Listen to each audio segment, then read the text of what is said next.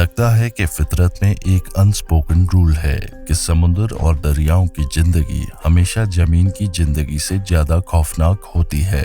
आज भी यही देखने को मिलता है और इतिहास में भी ऐसा ही होता रहा है। डायनासोर्स के दौर में भी ऐसे समुद्री दरिंदे थे जो टायरानोसोरस रेक्स या ड्रोमियोसॉरस से ज्यादा खौफ पैदा करते थे। असल में ये कहना मुश्किल है कि कभी भी जमीन के मुकाबले में पानी में रहना ज्यादा सेफ था, लेकिन एक छोटा सा दौर बहुत पुराने इतिहास में ऐसा था जब जमीन के मुकाबले में समुद्र में रहना शायद ज्यादा बेहतर रहता। जब जमीन पर हर चीज जिसमें प्रकृति भी शामिल थी ऐसे ही डिजाइन थी कि इंसान का वजूद मुश्किल होता। ये दौर लोपिंजियन का था।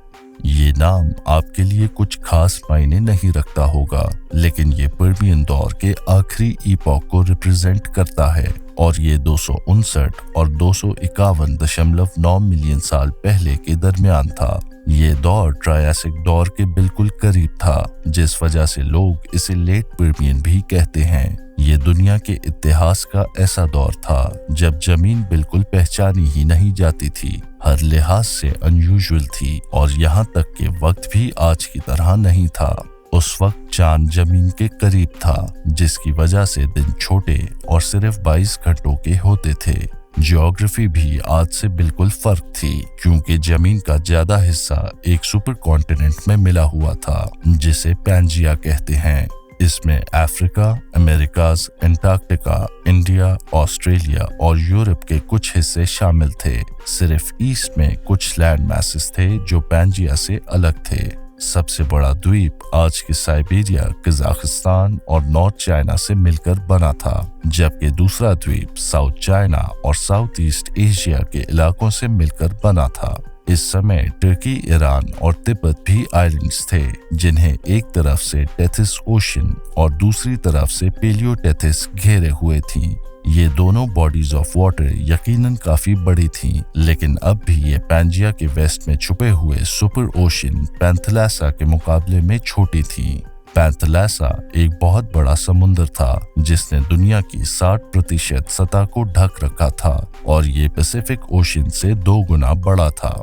बस ये सोचकर ही डर लगता है एक ओशन के बारे में जो पैसिफिक से 2 गुना बड़ा हो, और शायद इसका मतलब था कि आपको इसको प्लेग की तरह अवॉइड करना चाहिए। लेकिन अपने इतने बड़े साइज के बावजूद पैंथेलासा और बाकी ओशंस के जीवों की बात हो तो असल में वो काफी टेम थे। शार्क्स जरूर थीं जो 200 मिलियन साल पहले इवॉल्व हो चुकी थीं। अगर आप पर्मियन के फैन हैं तो शायद आप हेलिकॉप्टरियन के बारे में सोच रहे होंगे, जो एक 8 मीटर या 26 फुट लंबी शार्क थी और अपने अजीब और अनसेटलिंग मुंह के लिए मशहूर है। इसके नीचे के जबड़े में बड़े दांतों के क्लस्टर्स थे जो वोल्ड्स में अरेंज थे। ये बड़ी शार्क सच में पर्मियन से थी, मगर लोपिंजियन तक आकर मर चुकी थी, जिससे ओशंस बड़े जीवों से तकरीबन खाली हो गई थी। इस शार्क के कुछ रिलेटिव्स ओशंस में जरूर थे, पर उनमें से कोई भी इतने बड़े नहीं थे। सबसे बड़ी हेलिकैम्पिडस सिर्फ 2 मीटर्स यानी 6.5 फीट लंबी थी, जो एक लेपर्ड शार्क के साइज की थी, तो ज्यादा बड़ा खतरा नहीं था, खासकर जब उसके दांत सॉफ्ट एनिमल्स जैसे स्क्विड्स के लिए डिजाइन किए गए थे, ना कि बोनी क्रीचर्स के लिए। वहीं दूसरी शार्क्स जैसे स्फिनाकैंथिड्स और हाइबोडॉन्ट्स हालांकि डाइवर्स थीं, पर और भी छोटी थीं, ज्यादा से ज्यादा 1 मीटर या 3.3 फीट तक की। यूरेप्टेरिड्स यानी सी स्कॉर्पियंस, जो कि एक एक्सटिंक्ट आर्थ्रोपॉड्स का ग्रुप था, वो भी वहां मौजूद था, पर अच्छी हालत में नहीं था, क्योंकि जब वो डेवोनियन पीरियड के दौरान हाईली डाइवर्स और जायंट था, तब तक वो एक्सटिंक्शन के करीब आ चुका था। इस समय के सिर्फ 2 जेनेरा जाने जाते हैं और दोनों ना तो बड़े थे और ना ही एपेक्स प्रेडेटर्स। ज्यादातर मरीन ग्रुप्स अच्छी हालत में नहीं थे, काफी हद तक कैपिटेनियन मैस एक्सटिंक्शन इवेंट की वजह से, जो 2 मिलियन साल पहले हुआ था। ये एक रिलेटिवली अननोन इवेंट है, लेकिन ये एक्चुअली केटी एक्सटिंक्शन और ट्रायासिक जुरासिक एक्सटिंक्शन से भी ज्यादा डेडली था। इसके इफेक्ट्स हर जगह बुरे थे, पर मरीन लाइफ ने सबसे ज्यादा सफर किया। लुपिंजियन के दौरान कुछ ट्राइलोबाइट्स, एमोनॉइड्स और सेफलोपॉड्स तो जरूर मिलते थे, पर ना ज्यादा नंबर में और ना ही बड़े साइज के, और मरीन लाइफ के लिए हालत और खराब होने वाली थी। लेकिन इसके बारे में हम बाद में बात करेंगे। इस समय लेट पर्मियन के पानी काफी बोरिंग लगते होंगे, लेकिन ये एक की पॉइंट है जिसमें आपको थोड़ी तसल्ली मिलनी चाहिए, क्योंकि जमीन पर आपको कोई ब्रेक्स नहीं मिलती। पानी की तरह कैपिटेनियन एक्सटिंक्शन ने टेरेस्ट्रियल लाइफ को भी तबाह किया था, लेकिन जमीन पर जीवन ने जल्दी रिकवर किया, और ये कहना गलत नहीं होगा कि ये पहले से ज्यादा डेंजरस बन गया था, क्योंकि एक्सटिंक्शन ने पृथ्वी के पुराने शासक डायनोसेफेलियंस को खत्म कर दिया था, जिसने नए शासकों के उभरने का रास्ता खोल दिया था। ये ग्रुप बड़े बॉडीड थेराप्सिड्स का था, जो अर्ली और मिडिल पर्मियन के दौरान बहुत डाइवर्स और प्लेंटिफुल थे, लेकिन इनकी सफलता के बावजूद ये लेट पर्मियन तक नहीं पहुंच पाए। इस कमी ने कई ग्रुप्स को आगे बढ़ने का मौका दिया, लेकिन एक ग्रुप था जो सबसे ज्यादा फायदा उठाने में कामयाब रहा, और वो था गोर्गोनॉप्सिड्स। ये एंशिएंट जानवर पहली बार पेलियोंटोलॉजिस्ट द्वारा 1876 में खोजा गया था, और इसकी रिमेन्स इतनी भयानक थीं कि रिसर्चर्स ने तय किया कि ग्रीक मिथोलॉजी के गोर्गॉन्स इनका नाम रखने के लिए परफेक्ट मॉन्स्टर्स हैं। जबकि ये डाइवर्स थे, गोर्गोनॉप्सिड्स में आमतौर पर वही कैरेक्टरिस्टिक्स होती थीं, जिनमें गहरे सेट ऑफ टीथ, पैरासैजिटल गेट्स, लंबे पतले स्कल्स और रेजर शार्प एलोंगेटेड इंसाइजर्स और केनाइन्स शामिल थे, जो इन्हें सबसे पहले सेबर टूथ प्रेडेटर्स में से एक बनाता था। सेबर टीथ की वजह से इनकी लुक थोड़ी सेबर टूथ कैट्स जैसे स्माइलोडॉन जैसी थी, और इनकी बॉडीज भी सुपरफिशियली सिमिलर थी। लेकिन ये किलर्स ना तो कैट थे ना फीलाइन, ये तो मैमल्स भी नहीं थे, बल्कि ये थेराप्सिड्स लगते थे जैसे डायनोसेफेलियंस, जो रेप्टाइल्स के बजाय मैमल्स से ज्यादा क्लोजली रिलेटेड थे। और जैसा कि डायनोसेफेलियंस इनसे पहले थे, गोर्गोनॉप्सिड्स भी पर्मियन के काफी समय तक मौजूद रहे। पहली बार 265 मिलियन साल पहले मिडिल स्टेज के दौरान दिखे। उस समय ये सेबर टूथ प्रेडेटर्स काफी छोटे थे, किसी इंसान के पैर से ज्यादा बड़े नहीं, जो इन्हें छोटे थेराप्सिड्स और रेप्टाइल्स का शिकार करने पर मजबूर करता था। लेकिन जैसे जैसे समय गुजर रहा था और हर नए जीनस का विकास हो रहा था, ये बड़े से बड़े होते गए। ये ट्रेंड लेट पर्मियन के दौरान डायनोसेफेलियंस के विनाश के बाद और भी एक्सप्लोड हुआ, जो आखिरकार दुनिया के सबसे बड़े गोर्गोनॉप्सिड इनोस्ट्रैंसेविया की इमर्जेंस तक ले गया। ये प्रेडेटर न सिर्फ अपनी काइंड में प्रकार का सबसे बड़ा था, बल्कि लेट पर्मियन का सबसे बड़ा टेरेस्ट्रियल प्रेडेटर भी था, जिसके एक्सेप्शनल रिमेन्स ये बताते हैं कि एडल्ट्स की लंबाई 11 फीट यानी 3.5 मीटर से ज्यादा हो सकती थी, जबकि इनका वजन 1000 पाउंड यानी 453 किलो से ज्यादा था, जो एक बड़े बेर के साइज के बराबर है। लेकिन आमतौर पर ये इंडिविजुअल्स टाइगर्स के कंपेरेबल थे। इन गोर्गोन से ज्यादा बड़े होने के अलावा इनोस्ट्रैंसेविया का स्ट्रक्चर भी अलग था, लिटरली, क्योंकि इनके पास बहुत मजबूत और लंबे लिम्स थे, जो इन्हें ड्यूरेबल और सरप्राइजिंगली फास्ट बनाते थे, और इसे ये कई मीडियम से लार्ज बॉडीड हर्बिवोर से आगे निकलने की शक्ति देते थे, जो एक बार पकड़े जाएं तो उनका बुरा समय शुरू हो जाता था, क्योंकि इनोस्ट्रैंसेविया के पास एलोंगेटेड पोस्ट केनाइन्स और सुपर साइज्ड अपर केनाइन्स थे, जो 15 सेंटीमीटर यानी 6 इंचेस लंबे थे, और इनको नॉन मैमेलियन थेराप्सिड्स में देखे गए सबसे बड़े दांतों में से एक बनाते थे। लंबाई के अलावा ये वेपन्स कर्व्ड और फाइनली सेरेटेड थे, जो इन्हें मांस को आसानी से काटने की शक्ति देते थे, और इन्हें खून बहाने और वाइटल ऑर्गन्स को कैटास्ट्रोफिक डैमेज पहुंचाने का कारण बनाते थे। भले ये साफ साफ लीथल थे, लेकिन ये 100% पक्का नहीं है कि इनोस्ट्रैंसेविया कैसे शिकार करते थे। इस पर 2 स्कूल्स ऑफ थॉट हैं। एक ये कि ये स्माइलोडॉन्स की तरह नेक्स को निशाना बनाते थे, या फिर ये विक्टिम्स पर बाइट और रन्स करते थे, जिससे अक्यूमुलेटेड ब्लड लॉस और शॉक समय के साथ असर डालते थे। दोनों ही तरीके अच्छे नहीं हैं, इसलिए आप इस एपेक्स प्रेडेटर से मिलना नहीं चाहेंगे, क्योंकि इनोस्ट्रैंसेविया ने अफ्रीका, एशिया और यूरोपियन रशिया के कुछ हिस्सों में एक लार्ज रेंज हासिल की थी। ये सेबर टूथ बहुत अडेप्टिव भी लगता है क्योंकि ये अक्सर बहुत अलग बायोम्स में दिखाई देता था, जैसे साउथ अफ्रीका के वार्म फ्लड प्लेन्स या रशिया के कोल्ड एरिड डेजर्ट्स, जहां रिलीफ सिर्फ कभी कभी शैलो लेक्स और पतले जंगलों से मिलता था, जो पेल्टस परमेसियन लेट पर्मियन की डोमिनेंट फ्लोरा थी। ये इसी वजह से है कि कुछ पेलियोंटोलॉजिस्ट सोचते हैं कि शायद इसके पास फर भी था, लेकिन ये आइडिया अभी तक कंफर्म नहीं है। एक जायंट गोगोनॉप्सिड का दोनों हेमिस्फेयर्स में घूमना तो पहले ही बुरा था,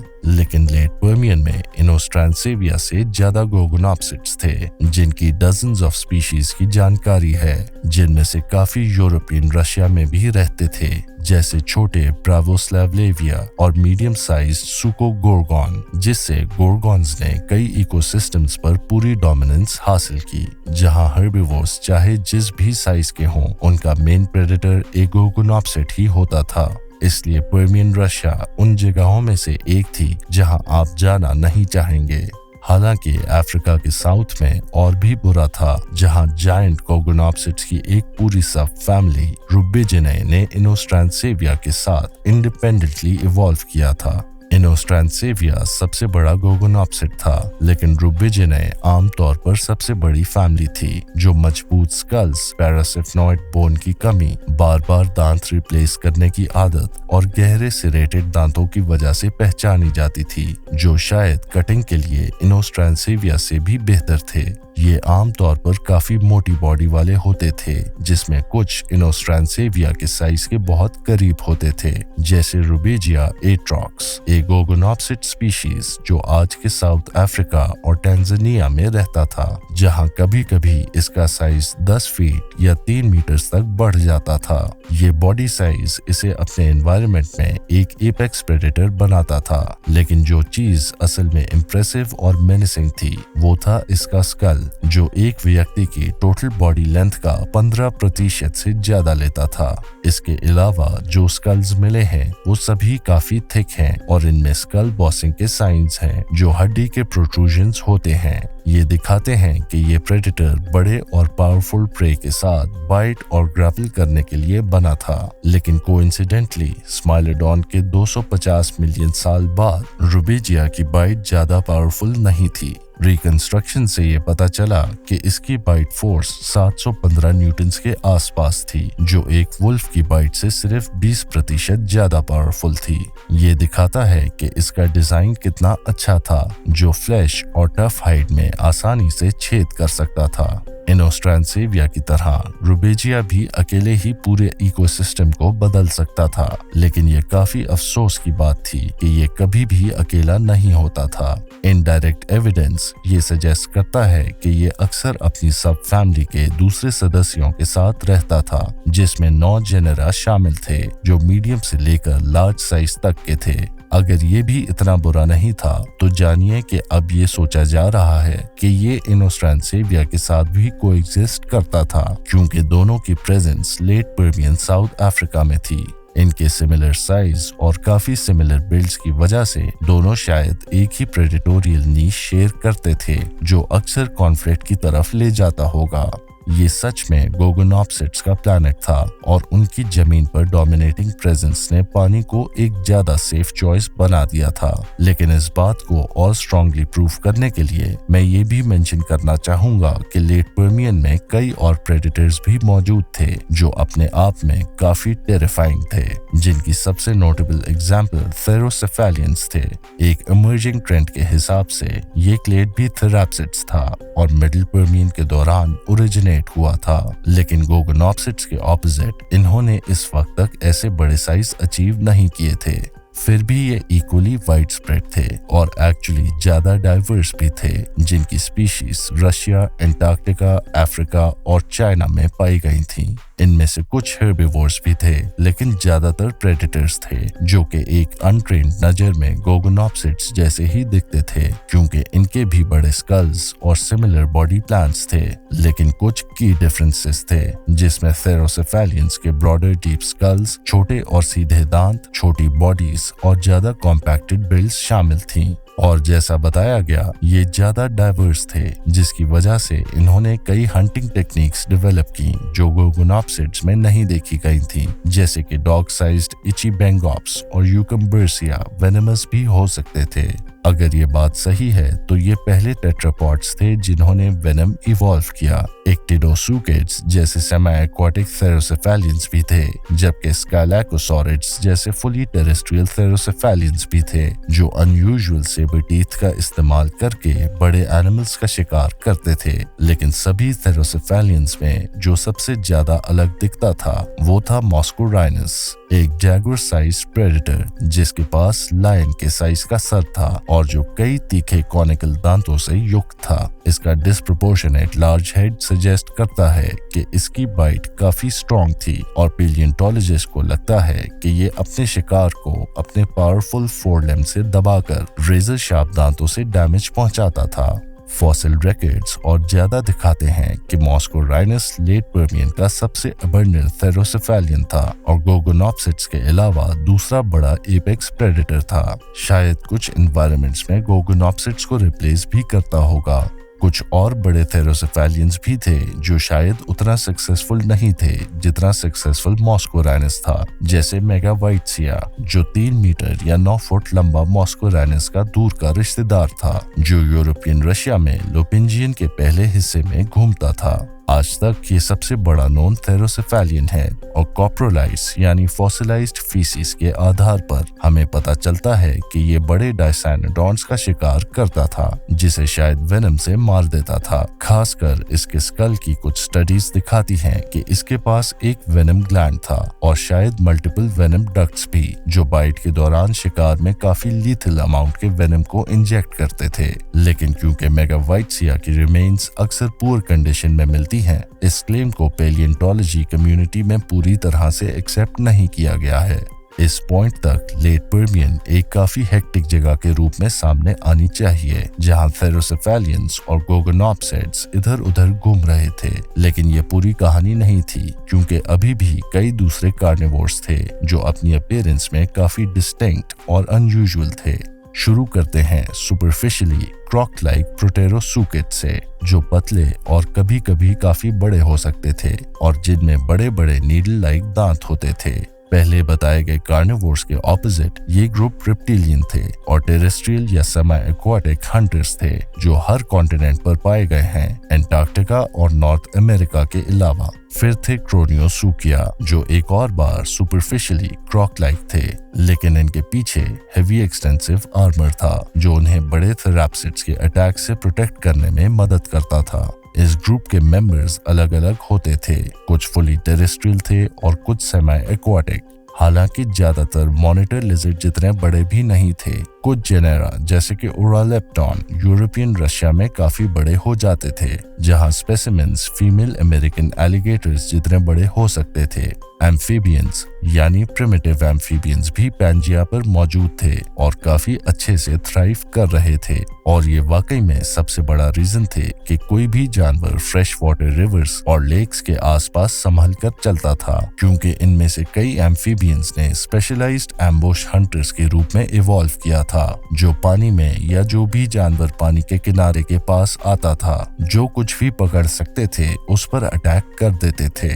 बहुत सी फैमिलीज में जो ह्यूमन साइज प्रे के लिए सबसे ज्यादा लीथल थी वो थी राइनसुकिडाई टेट्रोपॉड्स की एक फैमिली जिसमें से आज के लिविंग एम्फीबियंस लाइकली डिसेंड हुए हों।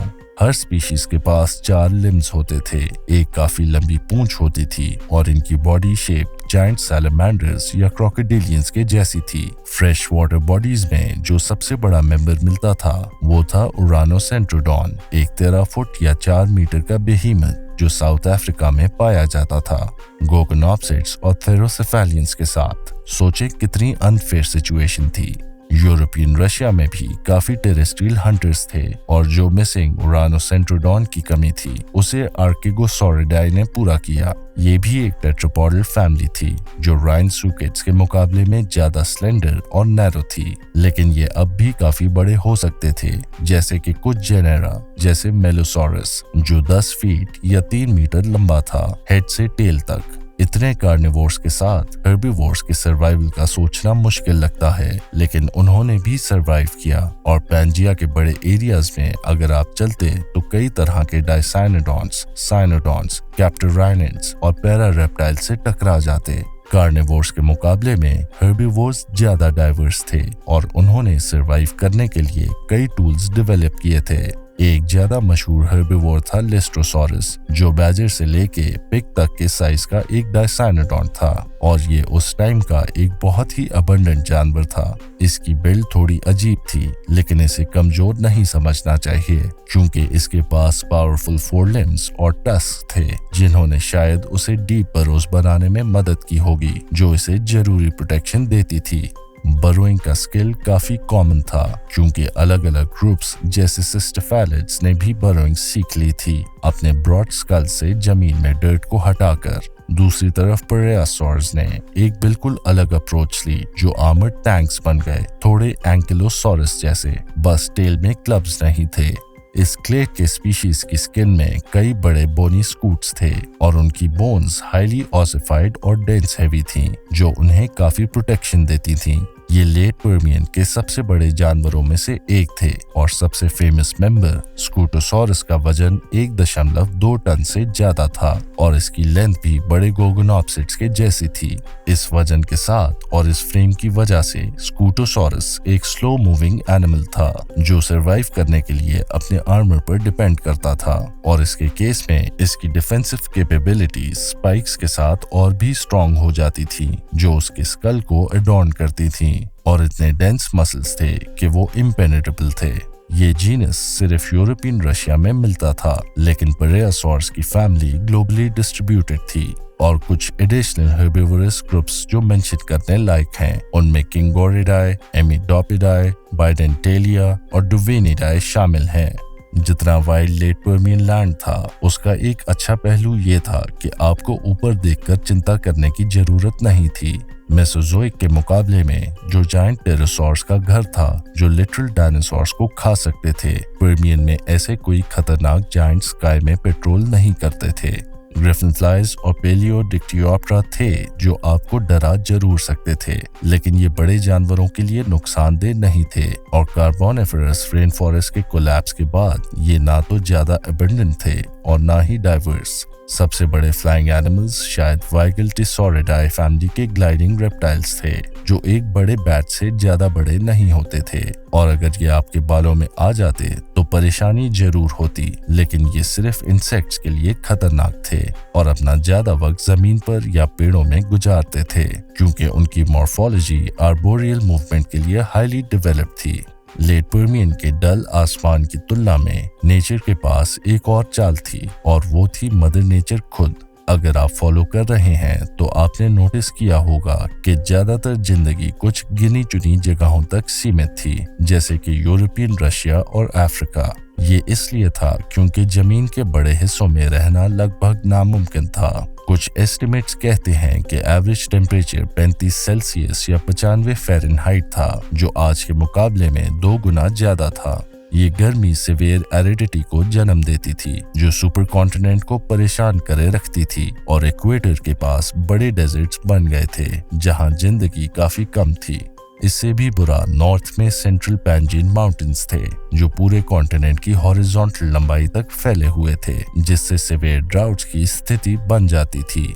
अगर आज के समय में ऐसी कंडीशंस होती तो जिंदगी में एक सीरियस डाउनफॉल होता। और सबसे शॉक करने वाली बात यह है कि ये क्लाइमेट लेट पर्मियन के लिए नॉर्मल था, लेकिन अगर आप थोड़ा और रुक जाते लगभग 252 मिलियन साल पहले तक, तो आप देखते कि धरती एक एपोकलिप्टिक वेस्टलैंड बन गई है thanks to the late Permian extinction, जिसे द ग्रेट डाइंग भी कहते हैं, जो धरती का सबसे बड़ा एक्सटिंक्शन इवेंट था।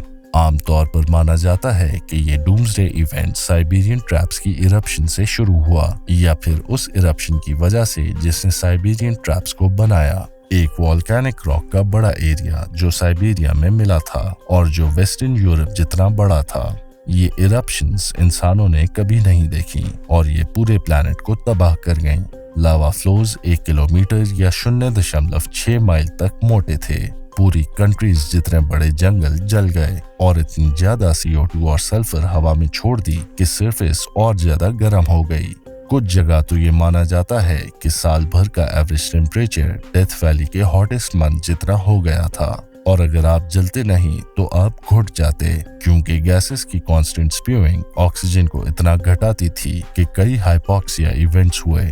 और अगर आपको और सबूत चाहिए कि ये टाइम पीरियड कितना मेस्ड अप था, तो कुछ स्टडीज कहती हैं कि इन वॉल्केनिक इरप्शंस ने ओजोन लेयर को सिग्निफिकेंट नुकसान पहुंचाया, जिन्होंने अल्ट्रावायलेट रेडिएशन को कुछ हिस्सों में 5000% तक बढ़ा दिया था। कितने समय तक ये असर चले, इस पर अब भी डिबेट्स चल रही हैं, लेकिन हमें पता है कि इनके एंड तक धरती एक बिल्कुल अलग जगह बन चुकी थी, जहां 57% सभी बायोलॉजिकल फैमिलीज और 83% जेनेरा एक्सटिंक्ट हो चुकी थी।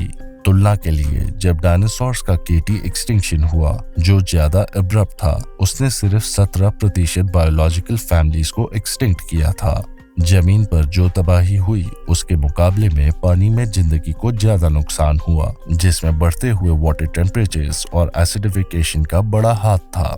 लेकिन अगर आप उस समय पानी में डूबते तो आप जल नहीं जाते, और शायद आपको मजा भी आता, क्योंकि इस इवेंट के दौरान समुद्र का टेम्परेचर एक जकूजी जितना था, जो एक और वजह बनाता है कि आप जमीन की जगह पानी में रहना पसंद करते।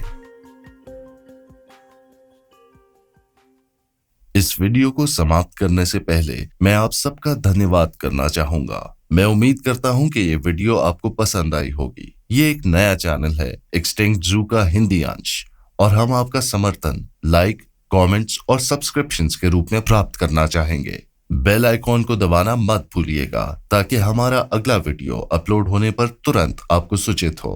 एक बार फिर धन्यवाद।